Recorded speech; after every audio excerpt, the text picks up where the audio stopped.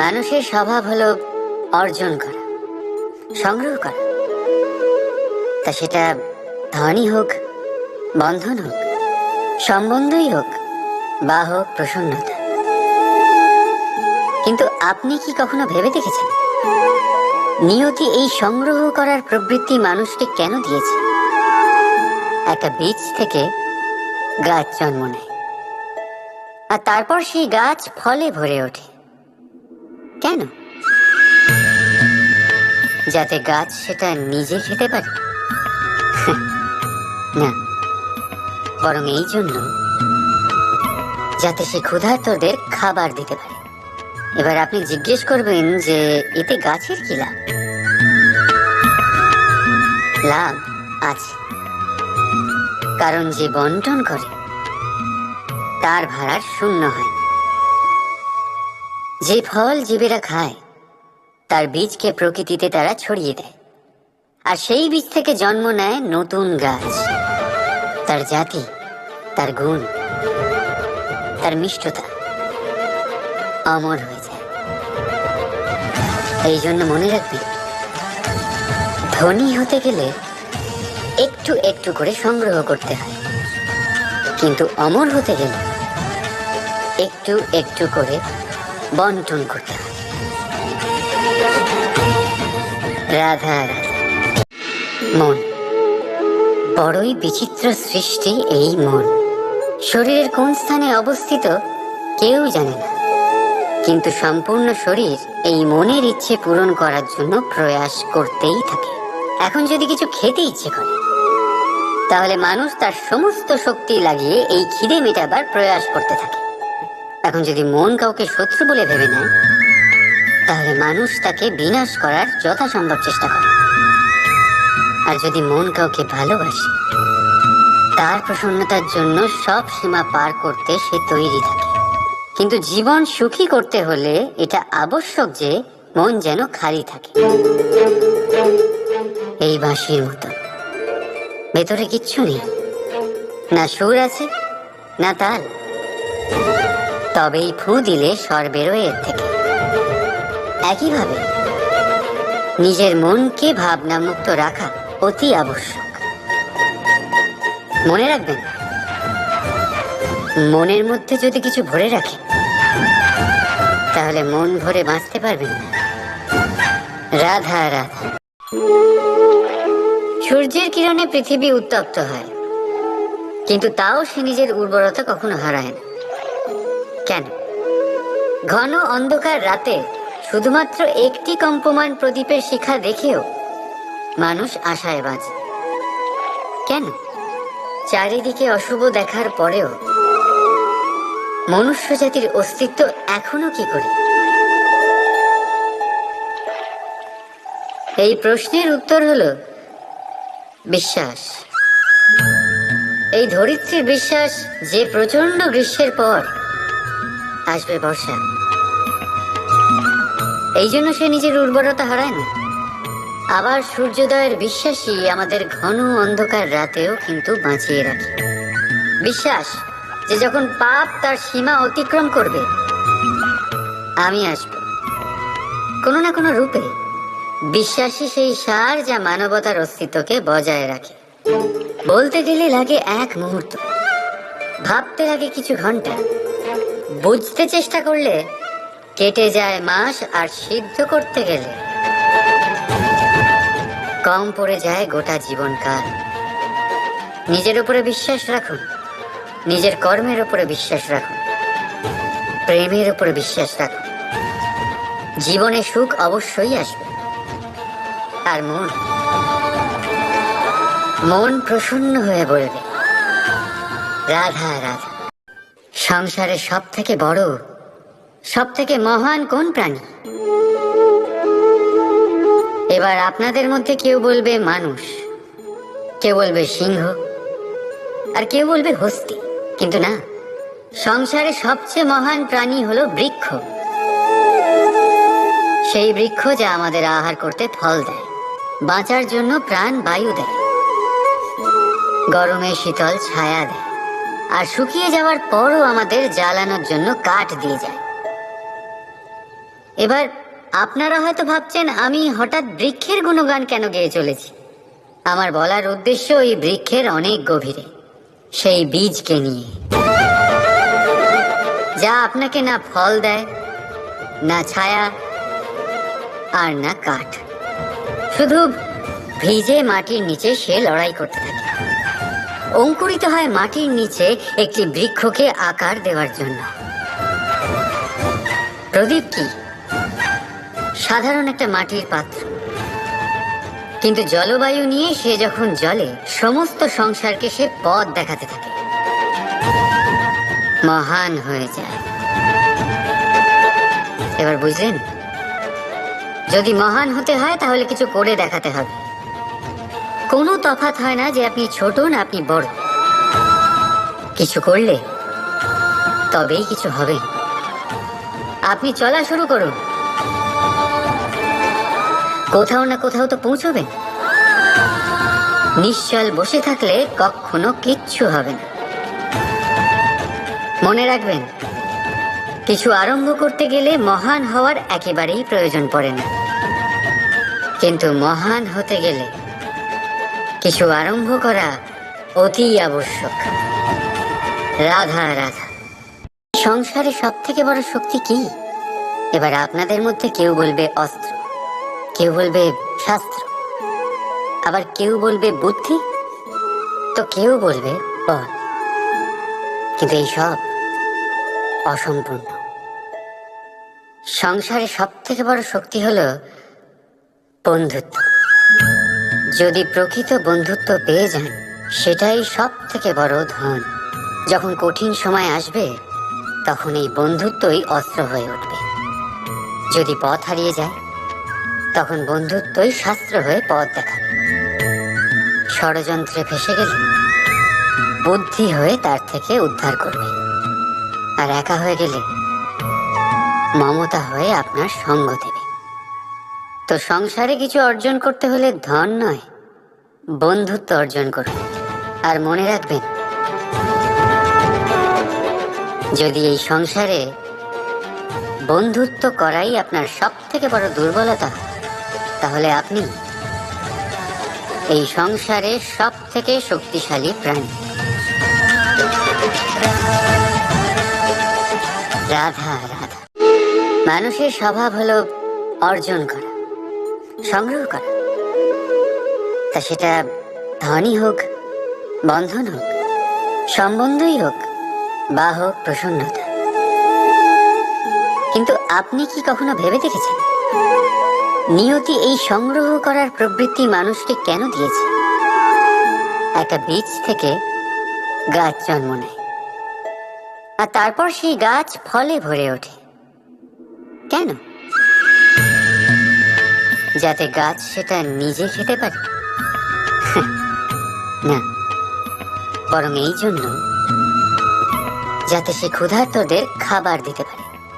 এবার আপনি জিজ্ঞেস করবেন যে এতে গাছের কি লাভ?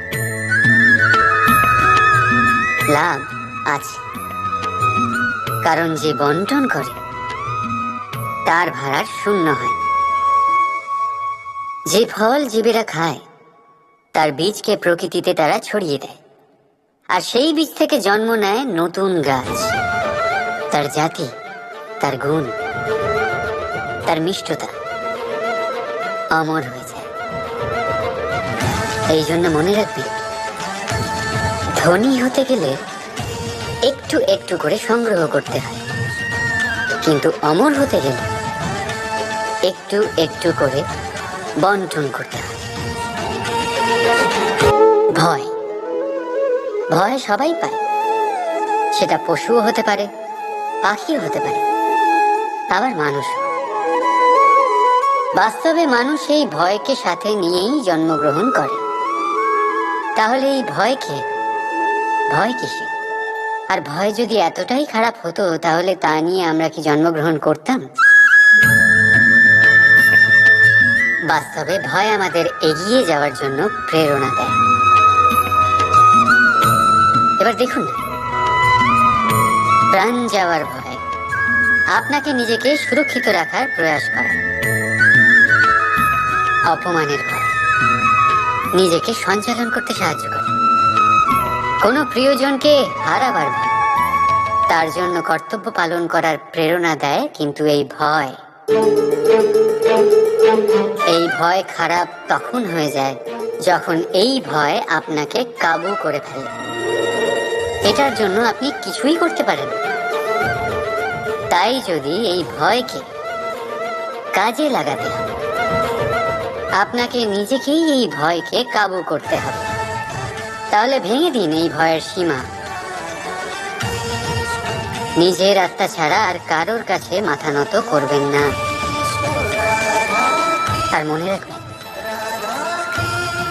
যখন অন্ধকারকে ভয় পাওয়া ছেড়ে দেবেন, তখনই প্রদীপ হয়ে জগতে আলো ছড়াতে পারে।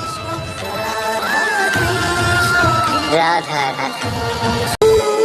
প্রেম সংসারের সব থেকে পবিত্র বন্ধন, কিন্তু সত্যি বলতে কি, এটা বন্ধনের থেকে মুক্তি, স্বতন্ত্রতা।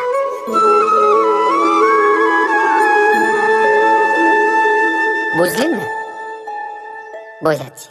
বোঝাচ্ছি।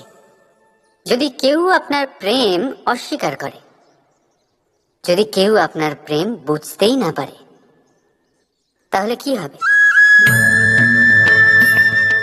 কেউ উদাস হয়ে যাবে, কেউ ছলনা করে প্রেম পেতে চাইবে, আর কেউ বল প্রয়োগ করে প্রেমের ওপর অধিকার ফলাতে চাইবে। কিন্তু এটা আবশ্যক নয় যাকে আপনি ভালোবাসবেন সেও আপনাকে ভালোবাসবে। কারণ প্রেম কোনো বস্তু নয়, না রাজ্য, না ধন, যেটা আপনি বল প্রয়োগ করে নিজের বশে আনেন। প্রেম হলো সেই শক্তি যেটা আপনার সমস্ত বন্ধন খুলে দিতে পারে, কিন্তু নিজে কোনো বন্ধনে আটকা পড়ে না। তাই যাকেই আপনি ভালোবাসেন তাকে স্বতন্ত্র ছেড়ে দিন।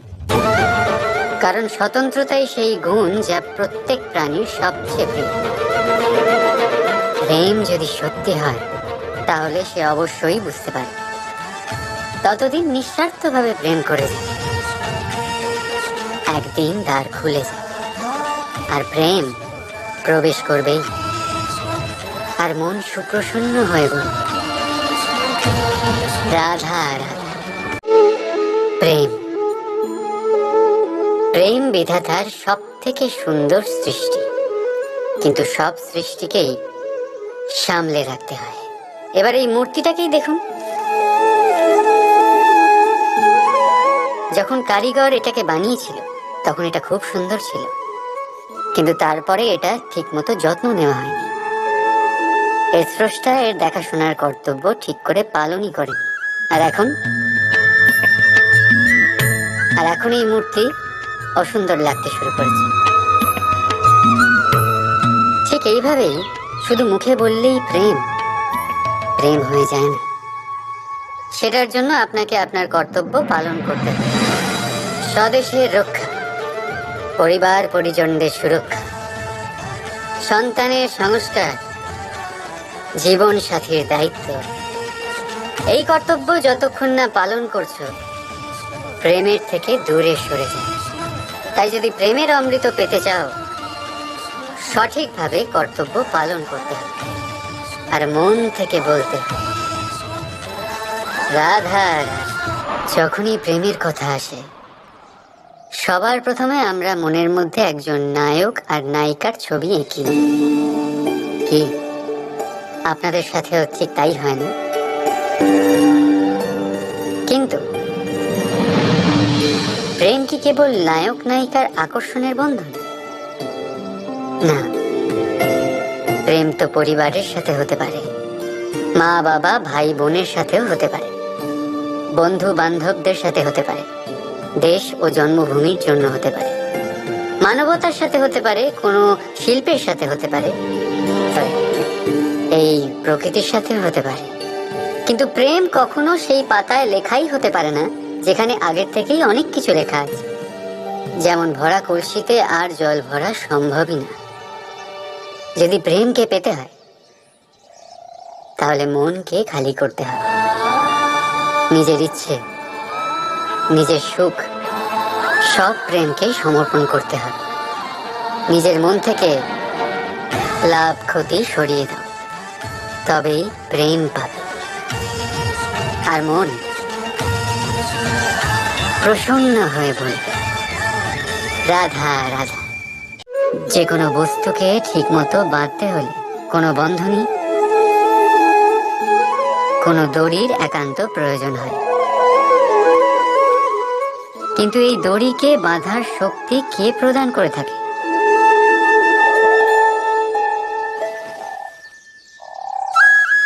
সেই সুতো, যা জুড়ে জুড়ে এই দড়ি তৈরি হয়েছে। এবার বলুন, প্রেমকে কোন দড়ি দিয়ে নিজের সাথে বাঁধবেন আপনি?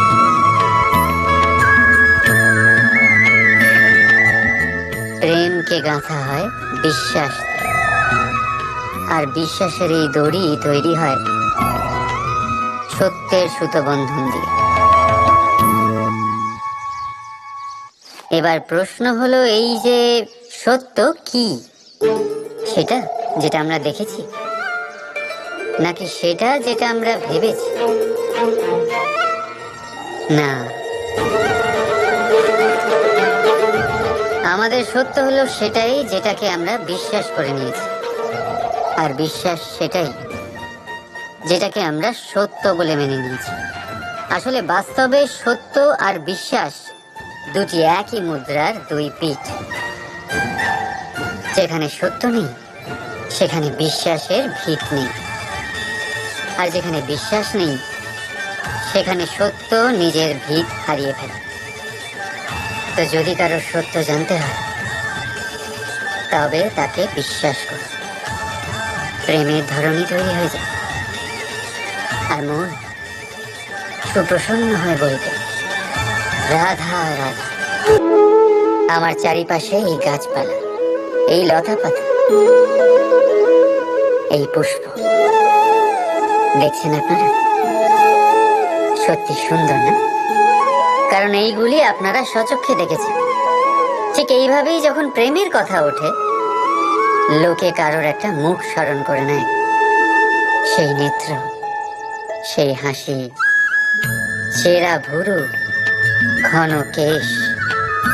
কিন্তু সত্যি এটাই কি প্রেমের অস্তিত্ব? না, এইগুলো সেই শরীরের অস্তিত্ব যা আমাদের চোখ দেখেছে আর আমরা মন থেকে মেনেও নিয়েছি। কিন্তু প্রেম, প্রেম ভিন্ন।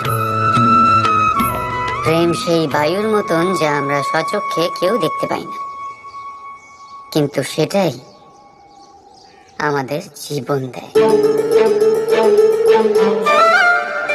সংসার কোন স্ত্রীকে কুৎসিত বলতেই পারে, কারণ তারা তাকে দেহ চক্ষু দিয়ে দেখেছে।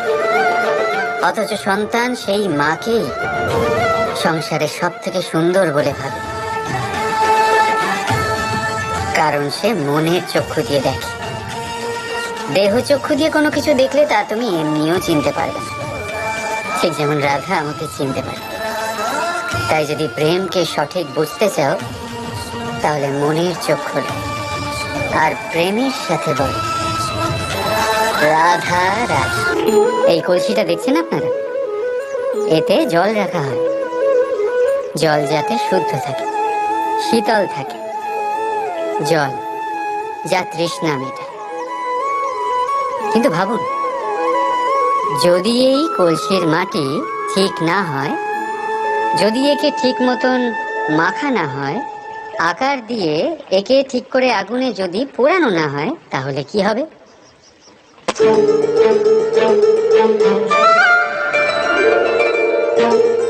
মনের সাথে ঠিক এটাই হয়। কারণ যদি প্রেম এই জল হয়, তাহলে কলসি হলো মন। মন রূপী পাত্রে যদি বিশ্বাসের মাটি না থাকে, যদি সেই মাটি অশ্রুতে না ভেজানো হয়, সময়রূপী কুমোর যদি তাকে আকার না দিয়ে থাকে, আর চরম পরীক্ষার আগুনে তা পোড়ানো না হয়, তাহলে প্রেম মনে থাকতে পারে না। যদি এই প্রেমকে পেতে হয় তাহলে হৃদয়কে বশ করতে হবে আর মন থেকে বলতে হবে, রাধা রাধা। সংসারে সব থেকে বড়, সব থেকে মহান কোন প্রাণী? এবার আপনাদের মধ্যে কেউ বলবে মানুষ, কেউ বলবে সিংহ, আর কেউ বলবে হস্তি। কিন্তু না, সংসারে সবচেয়ে মহান প্রাণী হলো বৃক্ষ। সেই বৃক্ষ যা আমাদের আহার করতে ফল দেয়, বাঁচার জন্য প্রাণ বায়ু দেয়, গরমে শীতল ছায়া দেয়, আর শুকিয়ে যাওয়ার পরও আমাদের জ্বালানোর জন্য কাঠ দিয়ে যায়। এবার আপনারা হয়তো ভাবছেন আমি হঠাৎ বৃক্ষের গুণগান কেন গেয়ে চলেছি। আমার বলার উদ্দেশ্য এই বৃক্ষের অনেক গভীরে, সেই বীজকে নিয়ে, যা আপনাকে না ফল দেয়, না ছায়া, আর না কাঠ। শুধু ভিজে মাটির নিচে সে লড়াই করতে থাকে, অঙ্কুরিত হয় মাটির নিচে একটি বৃক্ষকে আকার দেওয়ার জন্য। প্রদীপ কি? সাধারণ একটা মাটির পাত্র, কিন্তু জলবায়ু নিয়ে সে যখন জ্বলে, সমস্ত সংসারকে সে পথ দেখাতে থাকে, মহান হয়ে যায়। এবার বুঝলেন? যদি মহান হতে হয় তাহলে কিছু করে দেখাতে হবে। কোনো তফাৎ হয় না যে আপনি ছোট না আপনি বড়। কিছু করলে তবেই কিছু হবে। আপনি চলা শুরু করুন, কোথাও না কোথাও তো পৌঁছবেন। নিশ্চল বসে থাকলে কখনো কিচ্ছু হবে না। মনে রাখবেন, কিছু আরম্ভ করতে গেলে মহান হওয়ার একেবারেই প্রয়োজন পড়ে না, কিন্তু মহান হতে গেলে কিছু আরম্ভ করা অতি আবশ্যক। রাধা রাধা। আমাদের মধ্যে এমন কেউ নেই যে কখনো বৃক্ষ দেখেনি। বৃক্ষে এই পাখিদের দেখেনি, তাদের বাসা দেখেনি। এই পাখিদের নিজেদের ছোট ছোট বাচ্চাদের কখনো খাওয়াতে দেখেনি। এই সংসারের সবচেয়ে মমতাময়ী এক দৃশ্য। পাখি দূর থেকে নিজের ঠোঁটে করে খাবার নিয়ে আসে, স্বয়ং ভোজন করতে অক্ষম বাচ্চাদের মুখে খাবার দেয়, নিজে অভুক্ত থাকে, নিঃস্বার্থ, নিশ্চিন্ত হয়। আর যখন সন্তানের ডানা গজায়,